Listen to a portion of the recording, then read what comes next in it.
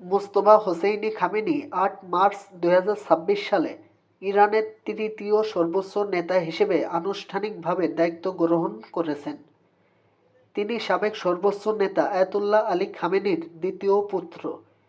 এক নজরে Mostafa Hosseini Khamenei সম্পর্কে বিস্তারিত তথ্য জেনে নেওয়া যাক। জন্ম: মোস্তফা খামেনি ৮ সেপ্টেম্বর ১৯৬৯ সালে ইরানের উত্তর পূর্বাঞ্চলীয় পবিত্র শহর মাশহাদে জন্মগ্রহণ করেন।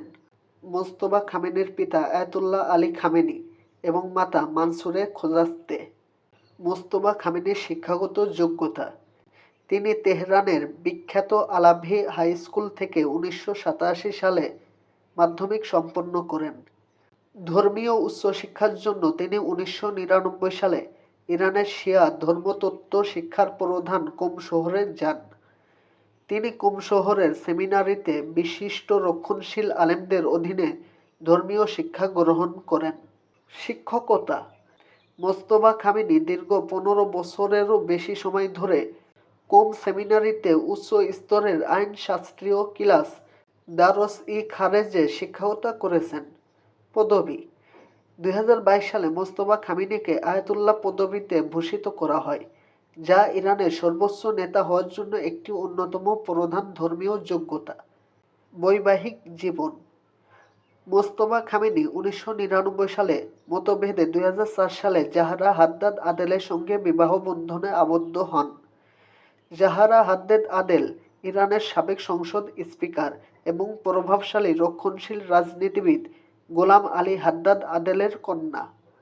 মোস্তফা খামেনি ও জাহরা দম্পতির ৩ জন সন্তান রয়েছে। কঠোর নিরাপত্তা ও ব্যক্তিগত গোপনীয়তার কারণে মোস্তফা খামেনির সন্তানেরা জনসম্মুখে খুব কম আসে, যার কারণে তাদের সম্পর্কে বিস্তারিত তথ্য কোথাও পাওয়া যায়নি। রাজনৈতিক পটভূমি: মোস্তফা খামেনি একজন শিয়া ধর্মগুরু ও রাজনীতিবিদ। অতীতে তিনি তার পিতার কার্যালয়ে অত্যন্ত প্রভাবশালী হিসেবে পরিচিত ছিলেন এবং বাশিজ মিলিশিয়ার উপর তার উল্লেখযোগ্য নিয়ন্ত্রণ ছিল বলে জানা যায়। ইরানের তৃতীয় সর্বোচ্চ নেতা হিসেবে নিয়োগ: ইরানের দ্বিতীয় সর্বোচ্চ নেতা আয়াতুল্লাহ আলী খামেনি ইসরায়েল ও যুক্তরাষ্ট্রের যৌথ হামলায় নিহত হওয়ার পর ইরানের শীর্ষ ধর্মীয় নেতারা এবং সুপ্রিম ন্যাশনাল কাউন্সিলের সেক্রেটারি আলী লারিজানি মোস্তফা খামেনির নিয়োগের বিষয়টি নিশ্চিত করেছেন।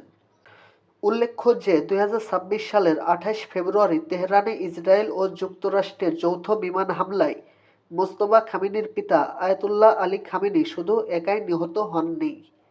সেই সাথে মোস্তফা খামেনির মা অর্থাৎ আয়াতুল্লাহ আলী খামেনির স্ত্রী মানসুরে খোজাস্তে ও মোস্তফা খামেনির স্ত্রী জাহরা হাদ্দাদ আদেল এবং মোস্তফা খামেনির একজন সন্তানও একসাথে নিহত হয়েছেন।